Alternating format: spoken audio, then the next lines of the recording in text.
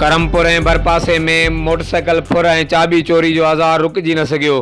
ताज़े वाक़े में करमपुर भरिसां करमपुर थाणे जी हद इंडस हाईवे मच्छी बुढो वटां ब नामालूम हथियार बद खानपुर रहवासी मेडिकल रेप एजाज़ अहमद सेठार खे हथियारनि जे ज़ोर ते यरगमाल बणाए 2019 सीडी मोटरसाइकिल 18,000 रोक रक़म ऐं 2 मोबाइलूं फुर करे नामालूम हंधि फ़रार थी वञण में कामयाब थी विया। इतलाह ते करमपुर पुलिस SHO हुसैन अली शाहणी जी अॻुवाणी में वाक़े वारे हंधि पहुती मुतासिर नौजवान खां वाक़े जा तफ़सील मालूम करे NC दाख़िल करे वाक़े जी जांच शुरू करे ॾिनी आहे। हर वक़्तु आगाह रहण लाइ ॾिसंदा रहो JTN वेब न्यूज़।